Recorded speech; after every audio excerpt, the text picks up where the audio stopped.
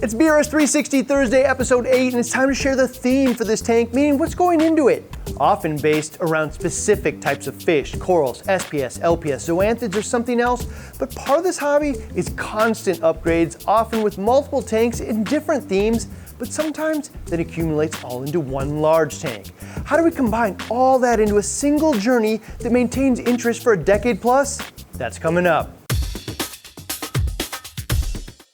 Hey, I'm Ryan, your host of BRStv. The BRS360 is the full circle journey of taking everything that we learned together and transforming that journey into a 360-gallon reef tank. Today we're talking dream reef tank themes, but at the heart of that, in this case, a theme for a tank that holds your interest for many years to come. There's a lot going into this, and I know where I failed in the past. It's time to outthink myself and get it right this time. Every time I finally feel like I got it right, I learn something new about the hobby, but even more often, learn something about myself.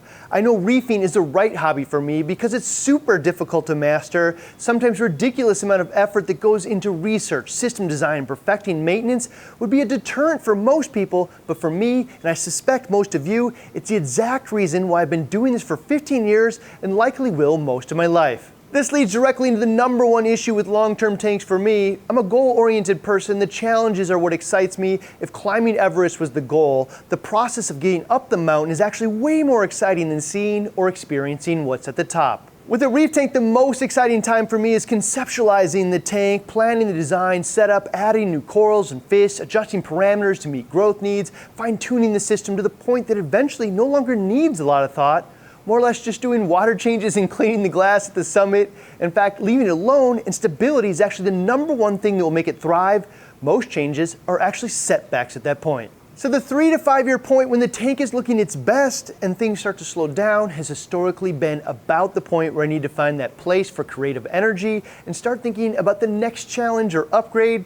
This is the number one challenge today with the 360. Like I said earlier, it's time to outthink myself and get it right this time. I want to put in the time to create an awesome system and tank that not only looks sharp, but allows for long-term place to put all that creative energy that makes this a hobby for me for the entire journey. So not surprisingly, one of the biggest issues of the past was not going big enough. However, I don't think this is or was solvable. Progressing from the 40-gallon breeder to 180 through a series of tanks is just a super common and important journey. But at the same time, larger means more room for collecting and curating corals and more room for fish. Most of us just tend to go with the size of tank that we're ready for at the time. Even this time, a 360 might not turn out to be my forever tank, but it's the right size for my goals, work, and family balance now. And I think will be until my kids leave and I retire. Then I may want a tank I can dive in. Another challenge that I've run into is the type or theme of the tank, meaning SPS, LPS, MPS, softy, or others. Somewhat about what I was interested in at the time are conquering progressive challenges with new tank setups. I even thought having one of each type in my office would quench that varying desire, and to some degree it did, but in reality they'd have to be bigger than 60 gallons to really achieve that long term because the corals are going to outgrow these systems. Another challenge I've had in the past is I've not been picky enough about what goes into my tanks, and I've ended up with some lackluster corals which overgrow some areas of the tank. I think both the softy and polyp ULM as well as some aspects of the BRS160 are examples of where I think I got lost in quantity over quality. Partially because it's being documented on video weekly and there's pressure, what often feels like a race to the finish line. Related to that, I think I just haven't stopped to smell the roses and appreciate the journey, but even more so take the time to transition from a successful pet owner to something more akin to a happy dog owner that transitions to breeder, trainer, competition, or show dogs. In the past, I think I've missed opportunities to fill in knowledge on livestock and sometimes in-depth knowledge on some pests and in-depth solutions. Meaning progressively expand my knowledge on the finer details of corals and fish themselves. If I run into dinos, break out that microscope and dig in. I haven't always had time for this, but this time I'm gonna make it because I feel like it's the next evolution of the hobby for me and part of what I want to share with all of you. Another thing is sharpening my bonsai skills, meaning there is a significant skill set that transitions from watching a tank grow out and then transitioning to not letting it get overgrown. More or less careful pruning or coral bonsai that creates an artful, healthy look to a tank. When done right, some of these examples you can see the effort that goes into it. It's not a simple task and absolutely an evolutionary step that goes beyond simple growing and keeping corals alive and doing so in a manner that provides a stunning visual display. This is a skill that I'm excited to hone. Okay, so let's go on site and see how this is all going to come together with the 360. This is my PVC mock-up of the tank. Just as a reminder, it's about 5.5 feet wide, 26.5 inches tall, and 4 feet deep, a 360-gallon tank. So the first thing here is I've doubled the largest display tank I've ever set up before. I've had larger frag systems, but never a display tank. Bigger, of course, will allow me to house a lot more coral and fish. Not just that, but room to grow large colonies over time as well as more different types of fish that I've never had before. The most significant change here is this tank has 3 viewing panes. That means I'm going to shoot for 3 totally different looks for the tank. This will be a mixed tank, but when you walk in, the first thing you'll see is an LPS Euphyllia dominant tank, where most of the rock facing that pane features that type of coral. I chose this theme for the front pane partially because it will look the nicest, the fastest, the tank will look complete, and flowing, moving corals tend to be what's most impressive to guests as well. This is a display tank, and as much as it is for me, I built it for the family and others I share it with as well. On the back pane of the SPS view, this one's for me. The SPS side will take the longest to grow out, even more so because I'd like to only pick up SPS corals I'm really excited about.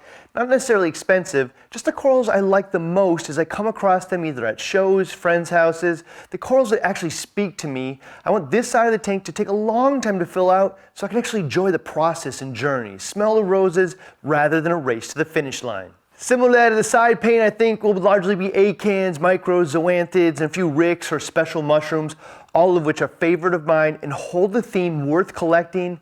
This is the basis of my underlying approach, which I think will help me stay in tune with the tank for a long time to come. 3 totally different themes within the same tank, the challenge of aquascaping it and positioning the corals to achieve those 3 very different looks and taking the time to enjoy the process. Similar to that, I want to slow things down even more. I've started a lot of Insta-tanks in the past. When you have dozens and dozens of corals all at once, you just miss an opportunity to really get in tune with each one and appreciate it for what it is.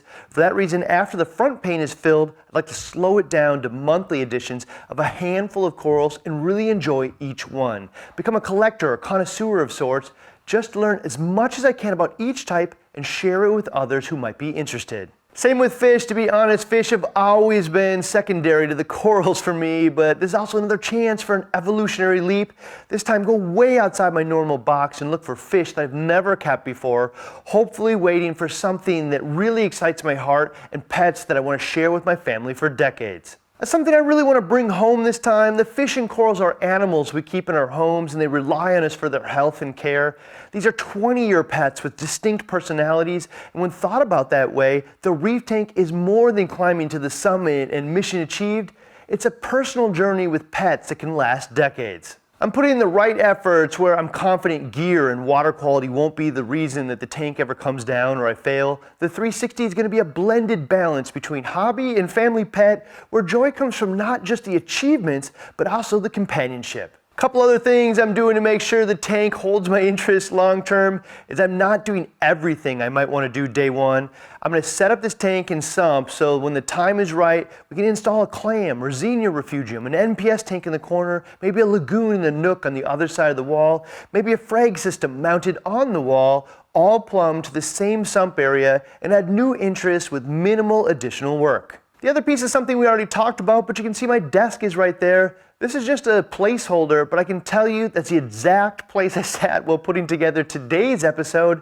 And even though it's only a PVC rendering the tank, I can already imagine what's inside it and providing the inspiration which makes my job easier, the tank being part of my daily life. Thinking about placement and how I'll enjoy it combined with what's in it, the mainstay of how I'm going to outthink myself and get past climbing the summit and enjoying the view at the top, hopefully for decades. In just 30 minutes at 12:30 Central, we have our wholesale manager, Nick Manderfeld, joining us. He's been reefing for 20 years, has a biology degree, and when I don't know the answer on almost anything, or just looking for someone to sharpen the steel, he's my go-to guy. So all of you are going to get to meet him and see how he's managed keeping it interesting for 20 years. That's coming up. Click this link to see it live.